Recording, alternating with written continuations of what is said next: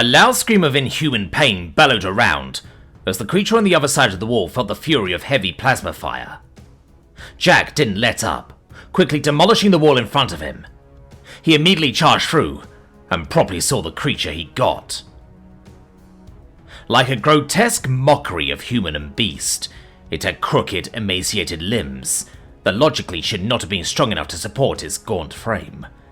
Yet as it stumbled back, it still moved with unnatural speed and grace. The skin, stretched tight over its skeletal body, was a sickly, unnaturally pallid white, translucent enough to reveal the dark veins pulsing beneath the surface. Its long, clawed fingers more akin to talons, each claw sharp as a blade and dripping with a foul, dark ichor. But the most horrifying part was the head, which to Jack closely resembled an elk's at first glance, antlers and all. It had a clear, malevolent intelligence with sunken eyes set deep in hollow sockets that gazed at him with a dark hunger, and a maw lined with jagged yellow teeth stretched into a hideous grin. Jack knew what it was from stories he'd read on Earth. He'd had his suspicions ever since he first met this type of creature on the boat, but couldn't believe they'd be real. Skinwalker, Wendigo, Goatman, Rake. It had many names across the stories he had read, but it was very often the same thing. An evil, shape-shifting monster determined to sow pain and division. He would show no mercy. Jack unleashed a volley into the thing as it shakily stumbled backwards along the ground trying to recover. Jack quickly pushed forward as the others followed him out. Scifi immediately followed, turning towards the cabin door where, sure enough, there were 3 of the smaller creatures stealthily lying in wait with spears, clearly having expected them to exit that way. Being lit up by the fire back at the cabin, Scifi could see that these smaller creatures had mouldy greenish-brown skin, limbs that resembled lengthy lines of tendrils or vines, white, lidless eyes, and small mouths that sneered at her, as the lead monster pulled his arm back, ready to throw his spear like a javelin. The Skritter swiftly brought up her plasma rifle and shot a 3-round burst, aiming center of mass and striking true. The impacts of plasma fire caused the flesh of the small creature to puff up and explode in 3 solid, smouldering craters before it dropped to the ground, squirming and splattering dark, sap-like fluid across the ground. The other 2 reacted quickly, moving to take cover behind a nearby tree, but the Skritter caught another one with a snapshot while it tried to dive out of the way, spraying more black sap into the undergrowth beyond. Damn, these guys are smart even with their primitive weaponry, Scifi realized, before movement on the ground caught her attention, as the creature she'd downed was getting back up. The wound she'd inflicted upon the thing was shrinking, and it wasted no time in lashing out with its spear, taking advantage of her microsecond of contemplation. Scifi quickly shuffled back out of range with the aid of her wings, before double-tapping the thing. "Watch out!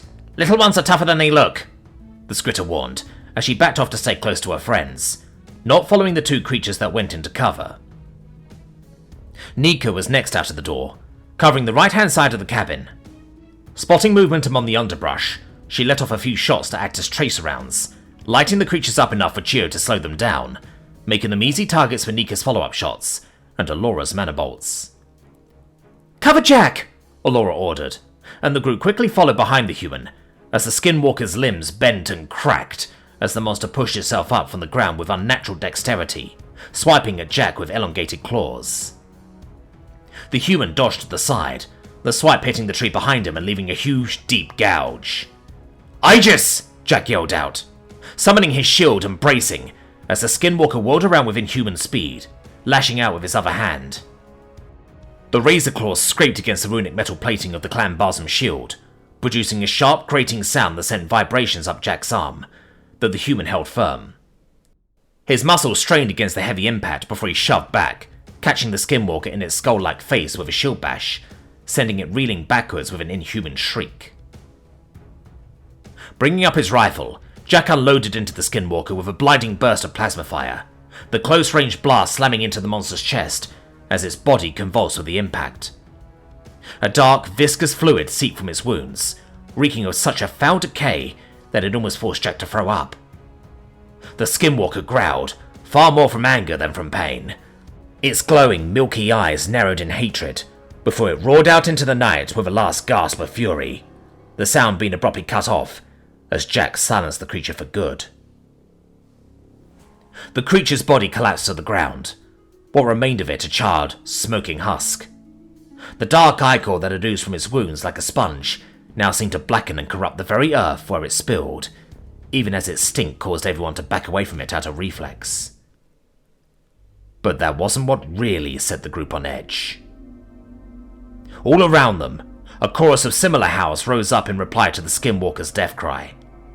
First one from the depths of the surrounding forest, then another from further away, then several more, each echoing the skinwalker's cry in a terrifying symphony that filled the night.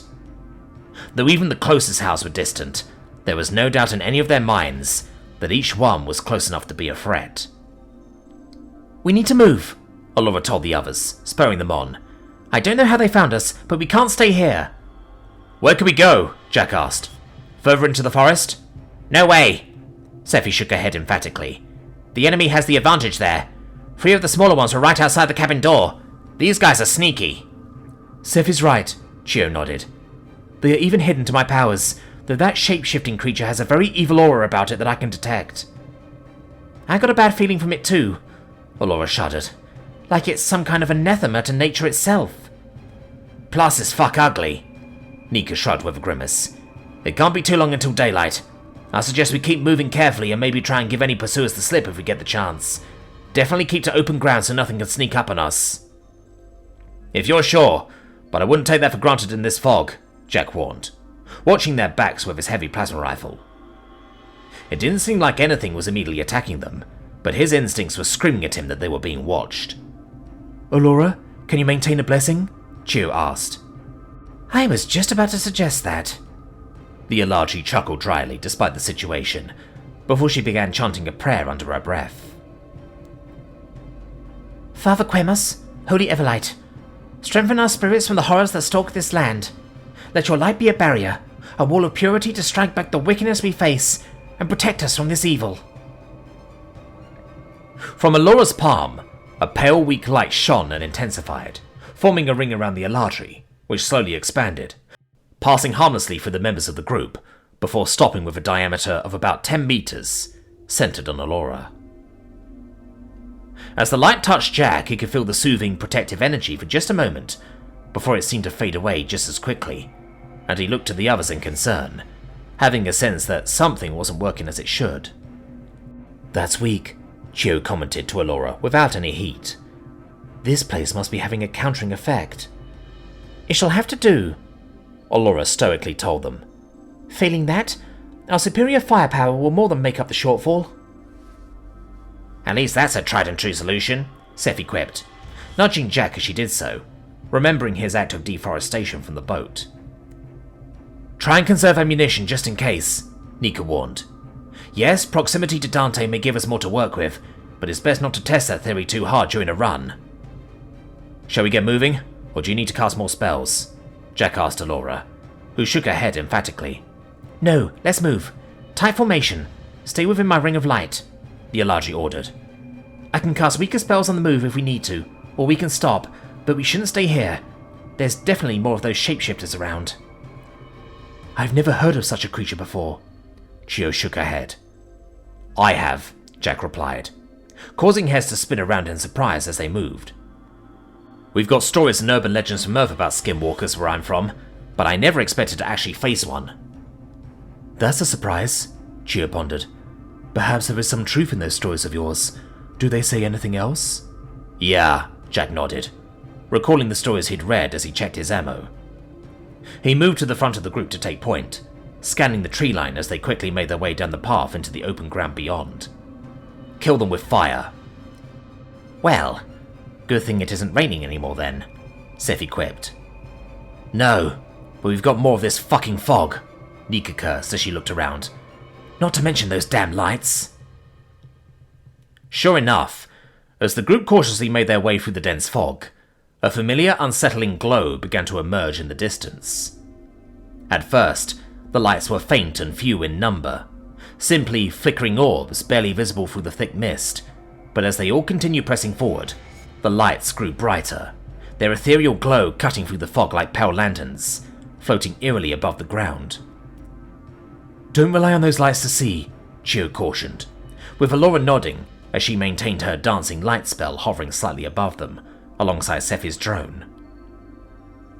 As if in reply, the air around them grew perceptibly colder, and a familiar faint, almost imperceptible giggling carried on the wind. "Don't lose your focus," Nika warned as she walked backwards, maintaining a rear guard. "I'm going to use the cane of travel," Tshirt informed them. "Last thing we need is us tripping up in the dark." "Good idea," Allura agreed, as they slowed down to allow the Ilithi to channel her psionic power.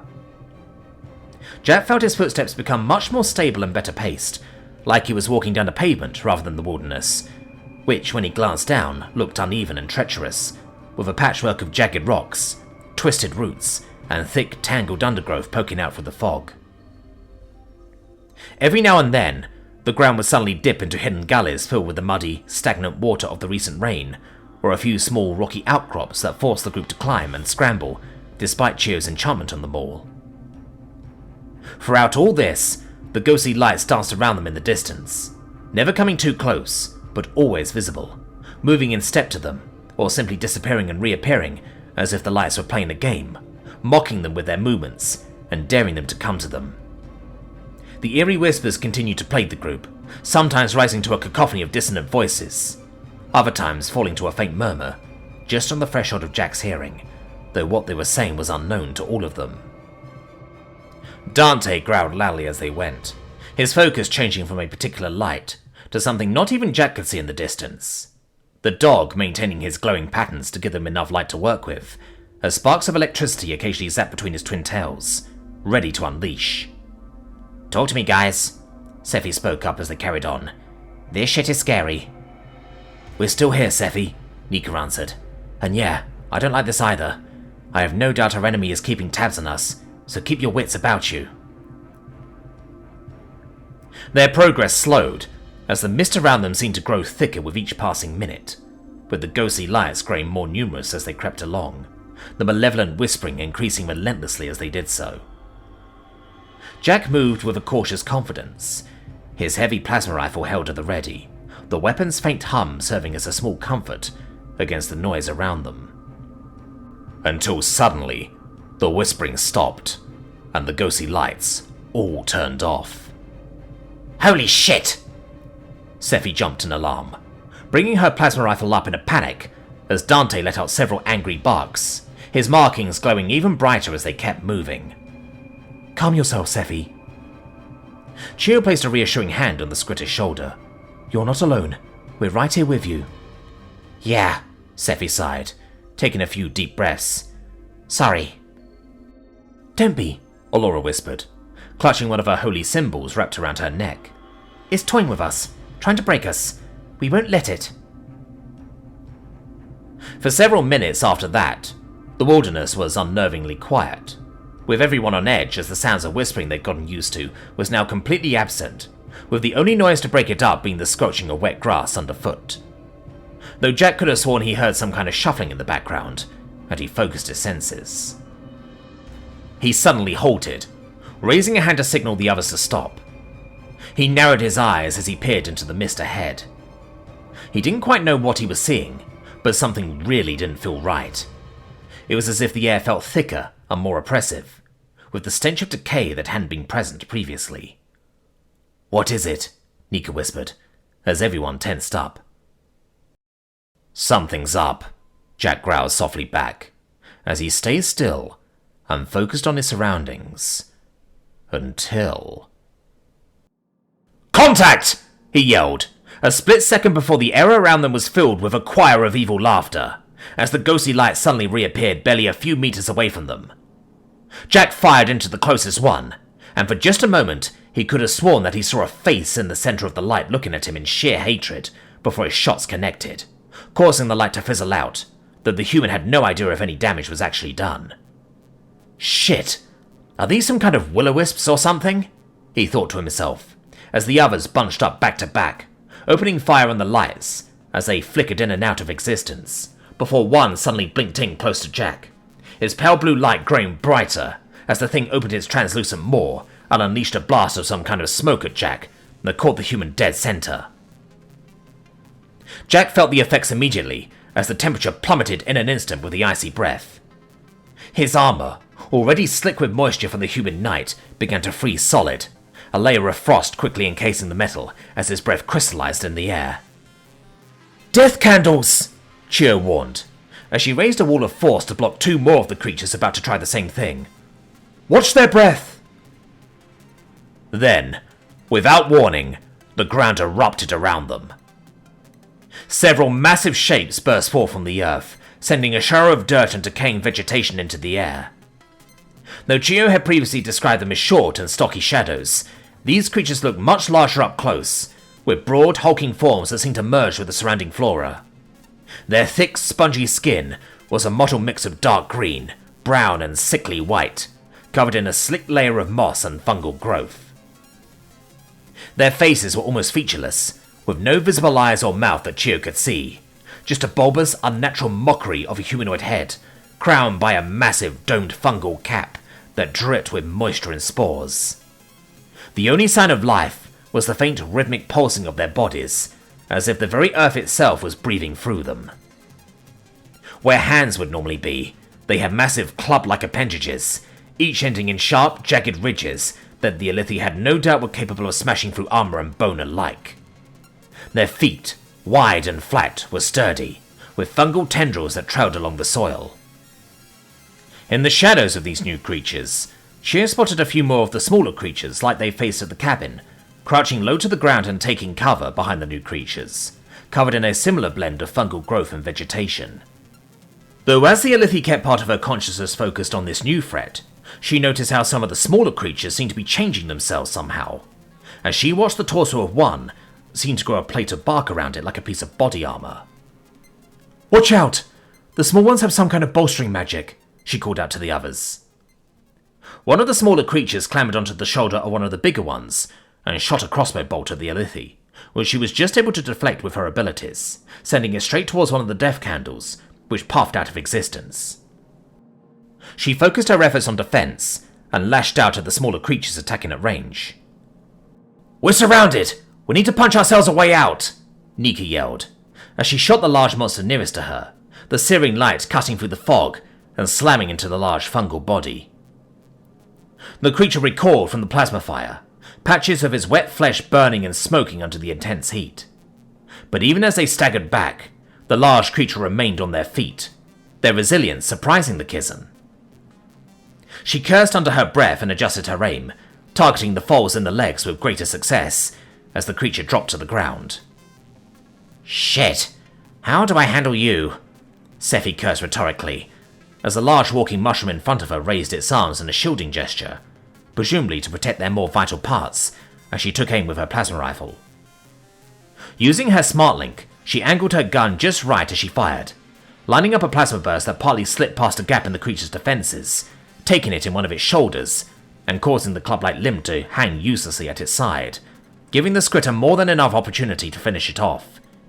"Go for their joints!" she told the others, hoping they could hear her. "Krialash!" Allura called out as she finished her spell, causing roots and vines to burst out of the ground to restrict the creatures attacking them. Though they did nothing to stop the death candles targeting Jack, the vines simply swiping through the incorporeal creatures, they did lash out at the other creatures, though to Allura's horror, the smaller creatures quickly did something to counter the effects and cause the vines to go dormant. "Mother Tree, guide us," she whispered under her breath as she summoned her spiritual weapon, the Spear of Light bringing her great comfort as she just about ducked a clubbing blow from one of the large creatures attacking her before thrusting and sticking her spear into the white flesh of the monster, but not avoiding the backswing, which clipped her on the shoulder, sending her backwards into Jack. "Woof!" Dante barked out angrily, eyes sparking with righteous fury at the monsters, before sending a powerful bolt of lightning jumping between several of the smaller creatures, striking them dead instantly. "Bad things, evil, must destroy, not safe," the dog thought to itself, as it charged up another bolt of lightning, growling at the death candles attacking Jack. "All working together, dark presence, really bad, Master in big danger. Agni! Jack yelled through chattering teeth, thrusting his hand forward and blasting the nearest death candles with a jet of fire, countering their blast of cold and warming himself up in the process as several malevolent screams snuffed out along with the lights. This way! He called to the others, as one of the hulking beasts staggered his way. Seizing the opportunity, Jack drew his axe from its place on his back with a well-practiced motion as he charged forwards and swung with both hands at the creature, even as it tried to twist and turn out of the way of the incoming blow, catching it in its exposed side, biting deep into the pale flesh.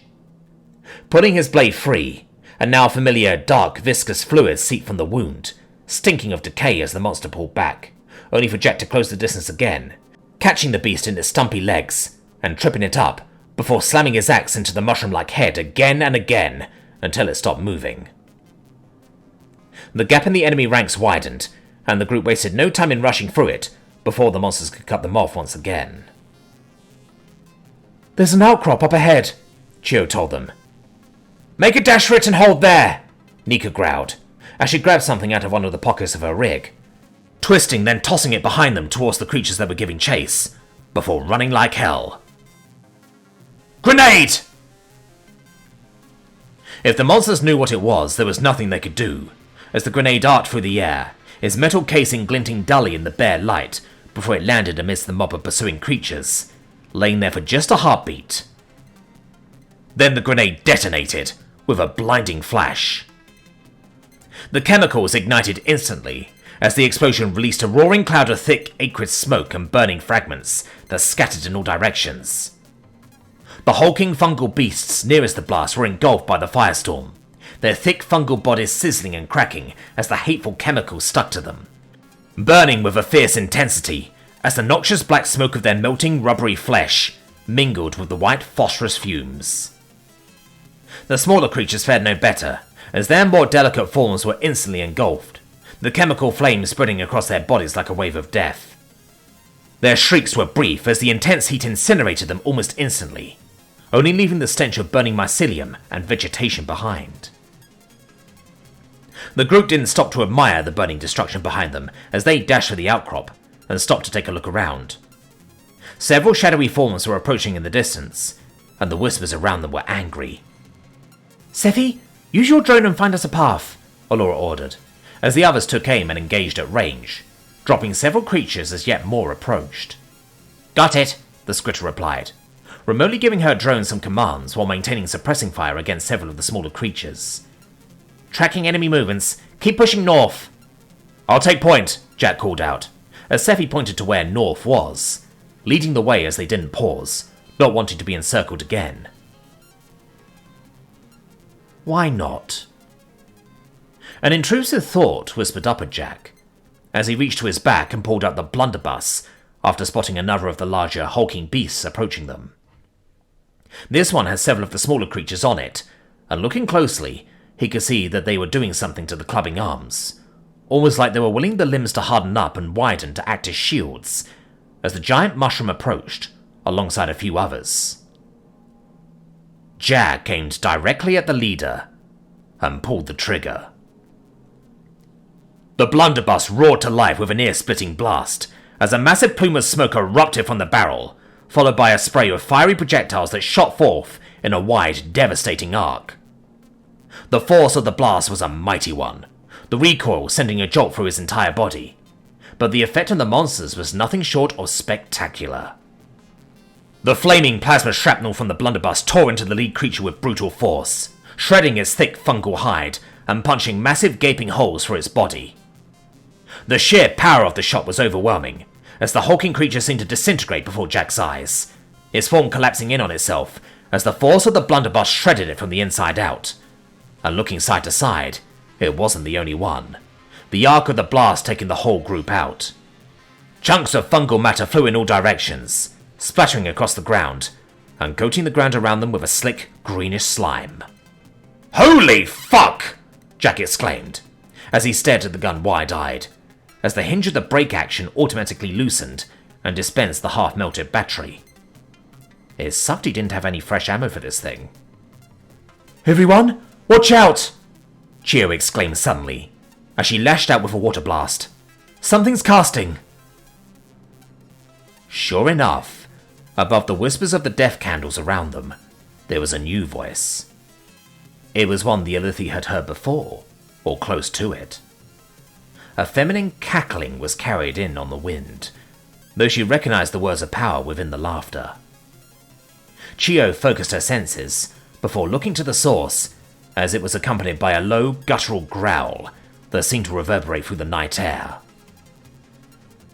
From the darkness ahead, 3 figures slowly emerged, and Chio instantly recognized the dark presence of 2 skinwalkers, flanking something new.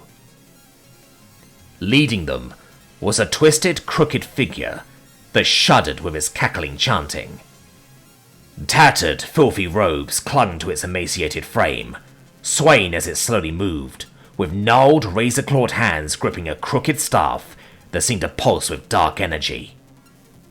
As it looked up, Chio could see that the face was that of a grotesque old crone, unrecognizable of any species she knew of, with hollow eyes that glowed with a sickly yellow light, and a mouth twisted into a cruel, mocking smile that revealed rows of jagged, blackened teeth. It raised a single clawed figure to point to the group, as it finished casting its spell, and cackled a single, comprehensible word, its voice dripping with venom. "Doom!"